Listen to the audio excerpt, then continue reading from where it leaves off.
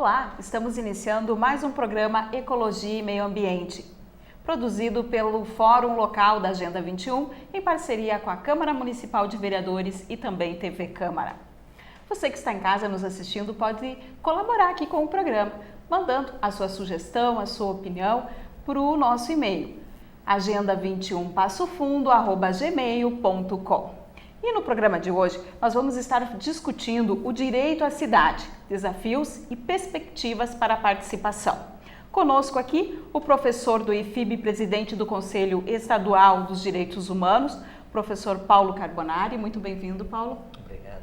Também conosco a secretária municipal do Planejamento, Ana Virktin. Obrigada. Vamos iniciar falando um pouquinho a respeito do que é esse direito à cidade, professor Paulo. Bem, na verdade, o direito à cidade é uma construção recente no mundo, e no Brasil também, se poderia dizer. Ela vem praticamente dos anos 90 para cá, como construção mais sistemática, e resume, ou reúne, melhor dizendo, um conjunto de expectativas ou de direitos que se confirmam nesse espaço que se chama de cidade. Então, questões relativas à habitação, à mobilidade, a saneamento, um conjunto, digamos assim, de necessidades que são próprias da vida na cidade, se condensam nesse conceito mais amplo. Ou seja, claro que é importante continuar pensando os direitos de modo específico, e esses direitos compõem um universo que as Nações Unidas reconhecem desde 1948, na Declaração Universal de Direitos Humanos, depois no Pacto Internacional de Direitos Econômicos, Sociais e Culturais de 1966, e que vai se constituindo em várias especificações desses direitos, esses que eu citei e outros, e que vão conformando agora, então, no final dos anos 90 e já no século XXI, essa ideia, e que no Brasil, digamos assim, ganha ênfase porque, basicamente, numa legislação importante, que é o direito, o Estatuto da Cidade, que basicamente consolida, digamos assim, essa noção mais ampla que depois vai se completando com outros aspectos. Certo, e em relação à questão de se apropriar disso, de que forma se pode fazer isso coletivamente, o cidadão que está em casa nos assistindo, de que forma ele pode se apropriar disso, porque o direito à cidade é de todo mundo, né? A cidade se faz como um todo. Na verdade, como direito a cidade é de todo mundo, mas como realidade nós ainda estamos distantes de ter uma cidade de todo mundo, né? Eu sempre gosto de usar um exemplo aqui de Passo Fundo, né, que é se o cidadão passofundense sobe lá em cima no sétimo céu, e se ele olha para cima, ele vê uma cidade. Se ele olha para baixo, ele vê outra cidade. Ali, naquele ambiente que é, assim, plasticamente, para mim, desenhado, o que é um pouco ainda a desigualdade das nossas cidades. Passo Fundo não é exceção na maior parte das cidades brasileiras, com um crescimento desordenado. Em Passo Fundo, em torno de 50 mil pessoas em praticamente 10 anos passaram a viver em Passo Fundo, o que significa efetivamente... Isso ainda nos anos 80, nos anos 90, e hoje está mais, cessou um pouco esse processo de êxodo rural, mas toda essa migração, vamos chamar assim, meio inapropriado, mas migração forçada, o êxodo rural que aconteceu nos anos 70 e 80, que praticamente inverteu a pirâmide populacional brasileira, gera uma consequência objetiva, que é uma cidade que não consegue receber adequadamente e acomodar adequadamente esse conjunto de população para que ela viva com dignidade. Então, efetivamente, nós temos um problema ainda. Na realidade, o direito, ele se desenha como um desejo, como aquilo que a gente quer que sejam as nossas cidades, que elas sejam justas, que elas sejam democráticas, que elas sejam participativas, como hoje em dia se fala já também em cidades, que elas sejam educadoras, enfim, um conjunto de conceitos que desenham um pouco o que eu chamaria de uma cidade justa.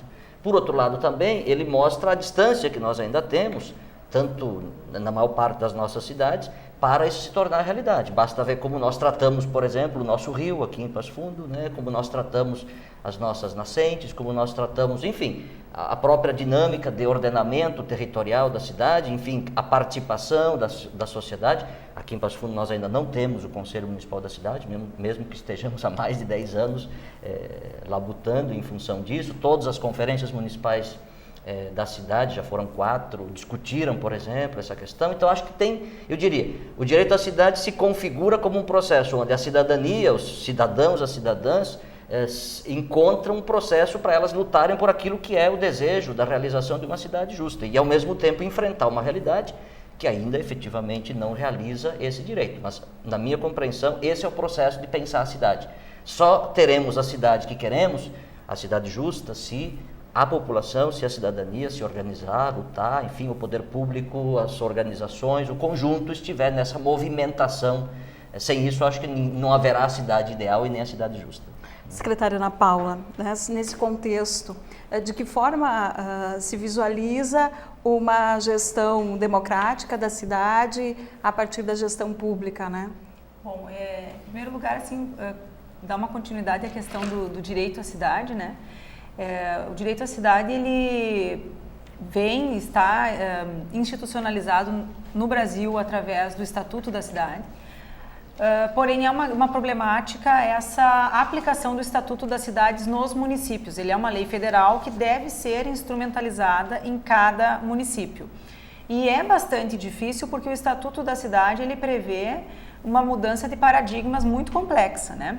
Então, nós estamos trabalhando, por exemplo, em Passo Fundo há muitos anos já, desde o plano diretor anterior, já se remete ao Estatuto da Cidade, mas ele ainda não conseguiu, nós não conseguimos aqui ainda ter a efetiva implantação da legislação do Estatuto. E não é um caso exclusivo de Passo Fundo, é uma situação praticamente de todo o país, até por uma falta de preparo, do entendimento do Estatuto e dos reflexos que ele vai trazer num médio e longo prazo. Que na verdade, essa distribuição dos ônus da urbanização, né? Não cabe só ao poder público o ônus da urbanização, ele deve ser dividido com toda a sociedade.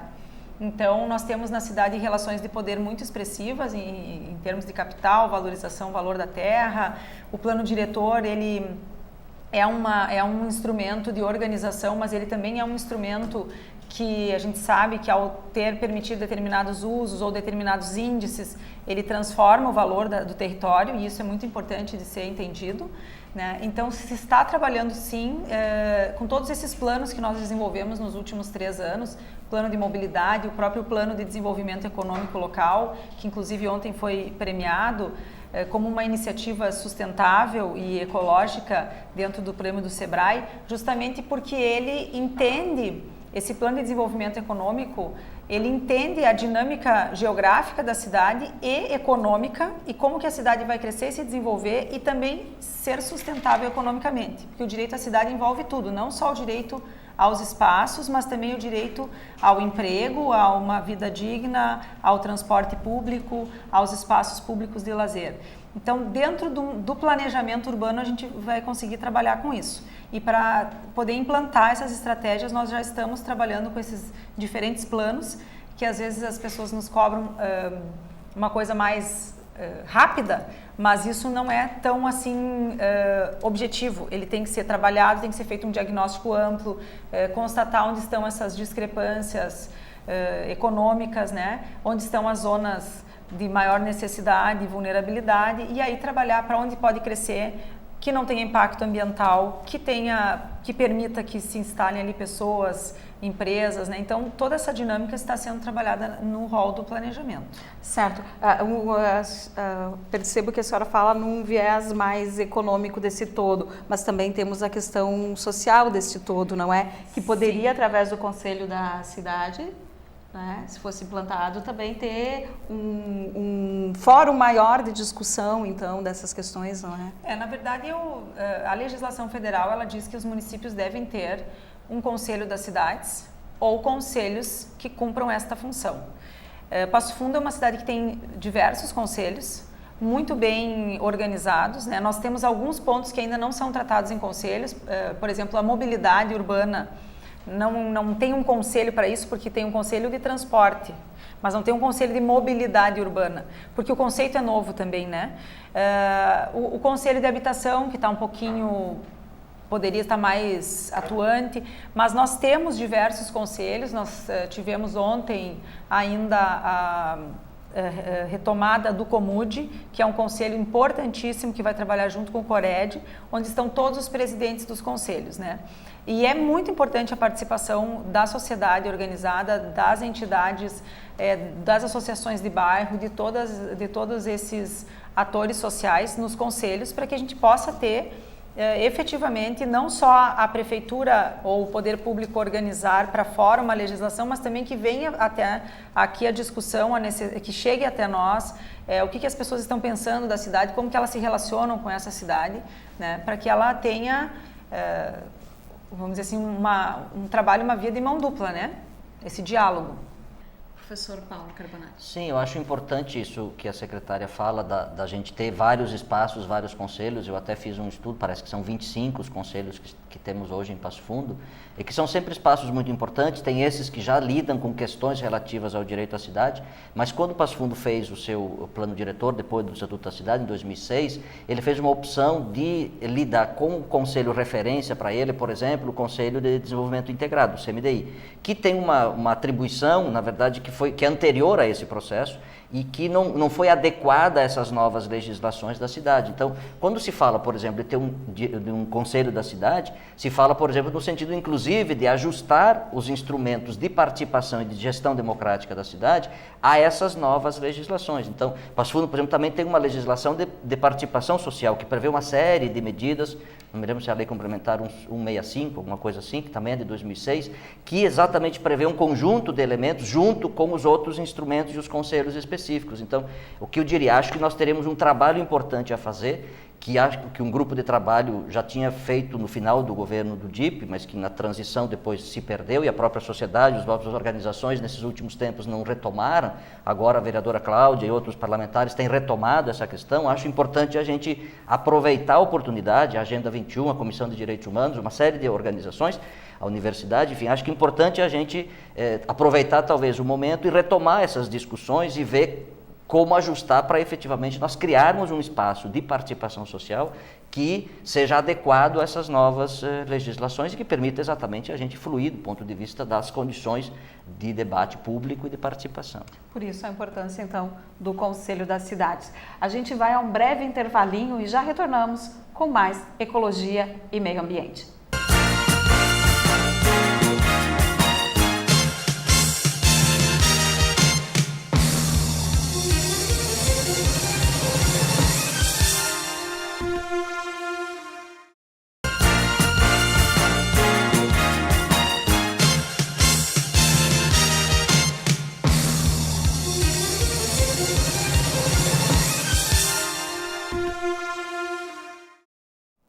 Retornamos com o programa Ecologia e Meio Ambiente.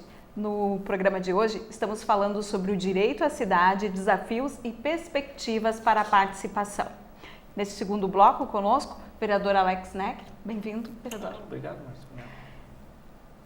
Professor Paulo Carbonari, professor do IFIB, também presidente do Conselho Estadual dos Direitos Humanos, e a Ana Paula Wickert, que é secretária municipal do Planejamento.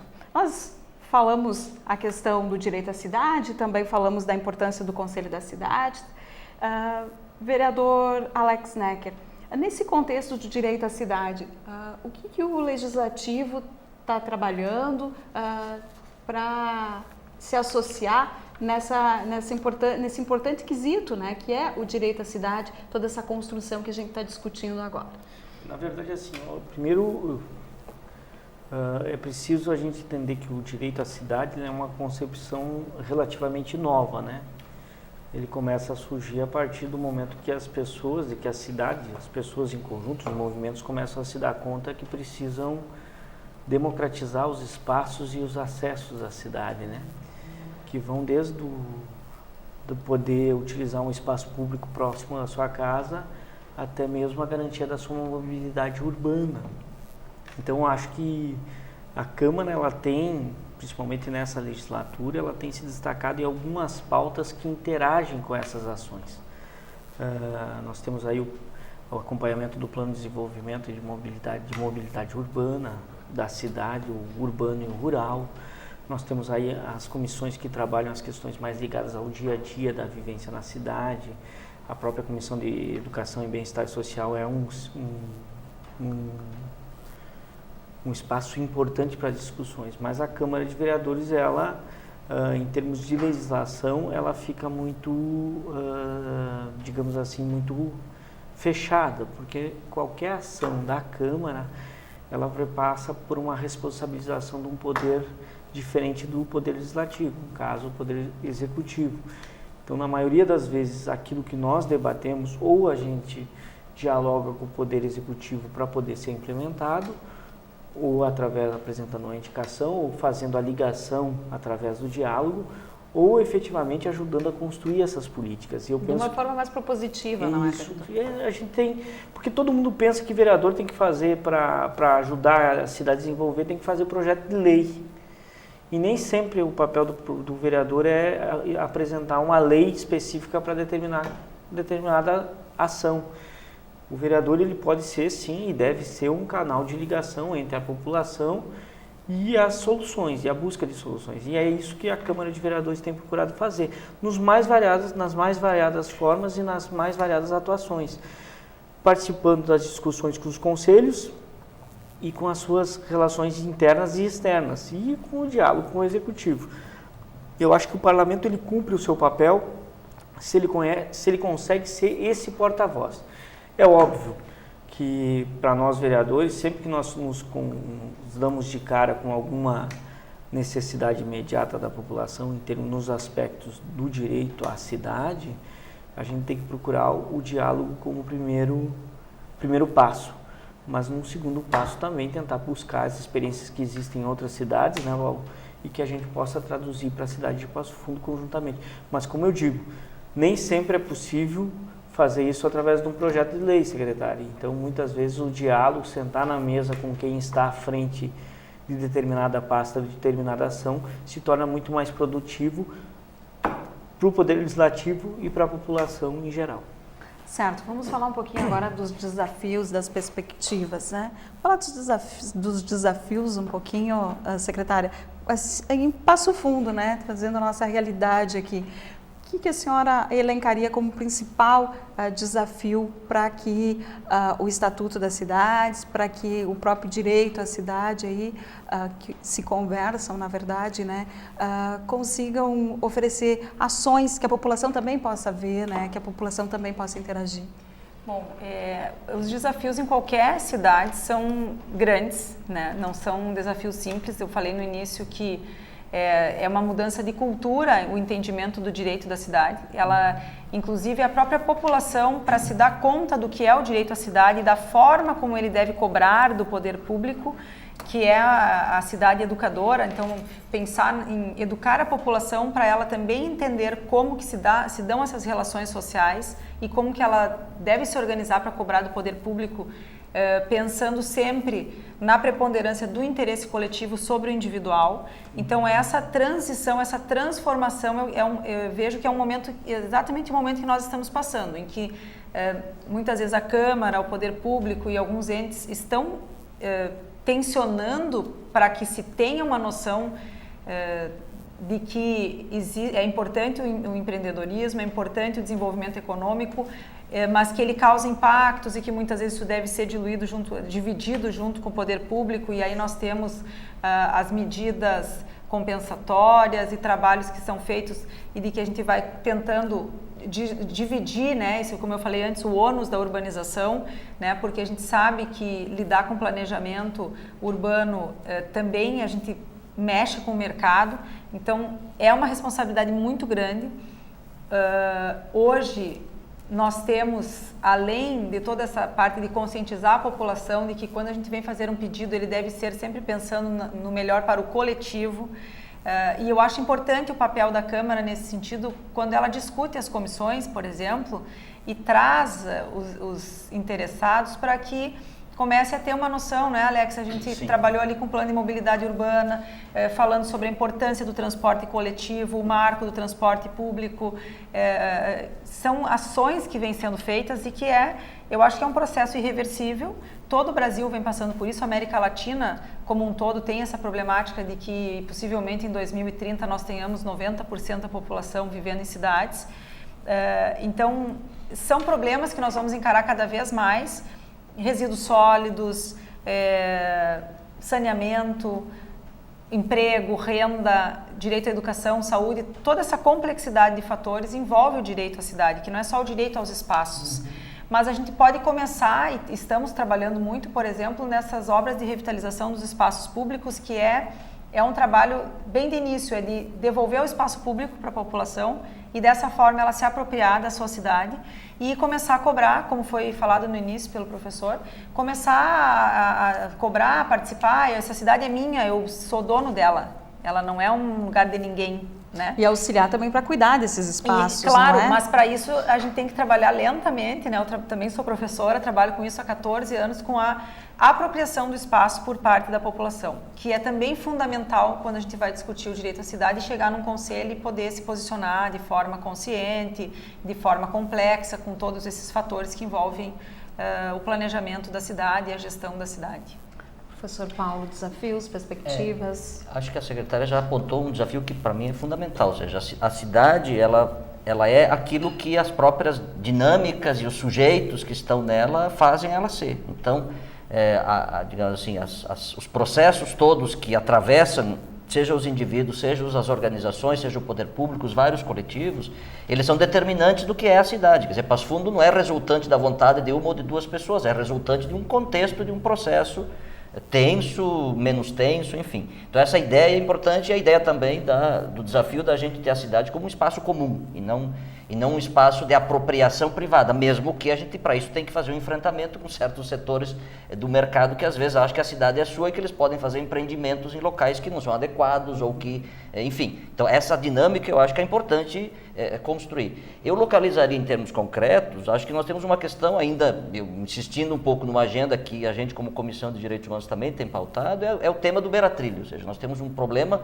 que há 30 anos se repõe a todas as administrações e até agora nós não temos uma proposta, sequer ainda nós conseguimos fazer a LL, por exemplo, por uma contenção para os trilhos. Em qualquer cidade do mundo tem trilhos, aqui nós temos trilhos sem contenção nenhuma, as pessoas atravessam em qualquer lugar. Então, quer dizer, acho que isso é uma questão importante para a gente pensar como uma questão objetiva. Até agora não aconteceu uma desgraça maior, mas ela pode acontecer porque até agora, dos trechos utilizados, é praticamente transporte de combustíveis, o que efetivamente torna o risco muito maior. Esse é um tema que eu acho que nós precisamos recolocar. Há o tema dos vazios urbanos, por exemplo. O plano de habitação de interesse social localizou um conjunto de vazios urbanos, aqueles que estão acima de 5.000 metros quadrados, que já são um número bem elevado. E é só andar pela cidade que você vai ver. Isso é um problema de acesso à terra e de uso da terra urbana. Então a gente tem que pautar essa questão. A Câmara já aprovou o plano, o imposto progressivo, mas ainda, até onde a gente saiba, isso não está em implantação. Então, é preciso que esse instrumento, a gente também avance na implantação, para que efetivamente a gente enfrente essa desigualdade de acesso à terra,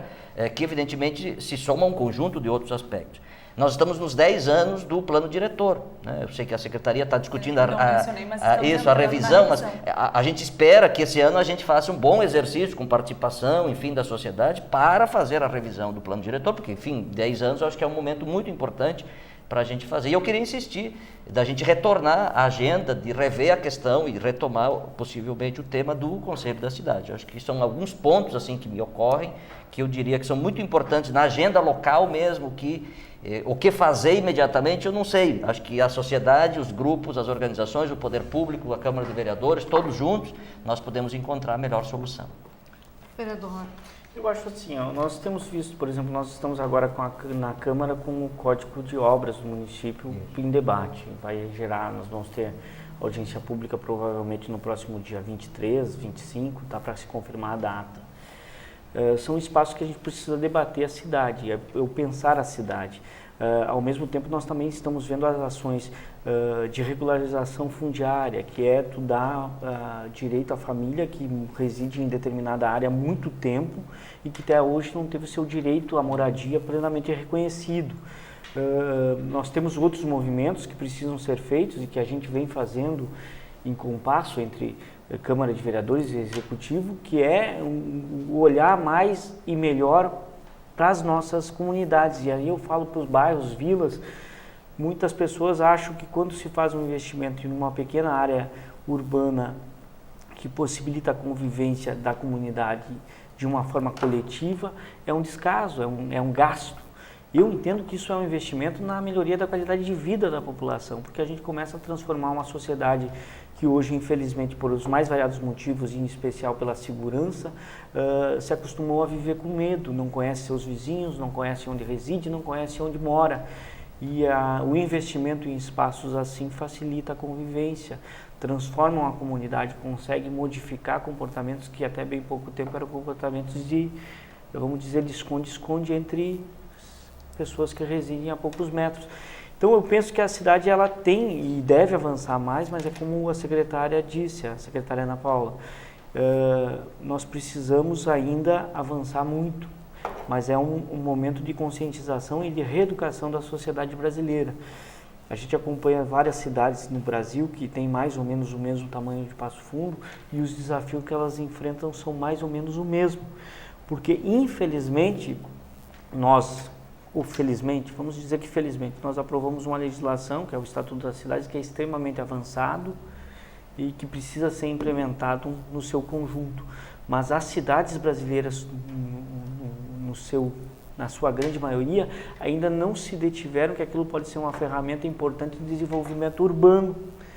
E em muitas cidades se continua fazendo o que se fazia há 30, 40 anos atrás, que é na hora de sentar e discutir qualquer coisa, vamos sentar e discutir essa coisa aqui, esse momento. Não vamos discutir o macro, não vamos discutir a cidade como um todo. Eu acho que o mérito que nós temos nesse momento e nesse debate é que nós temos um conjunto de entidades, o Poder Executivo Municipal, o Poder Legislativo Municipal com uma mente mais aberta para fazer avançar essas questões.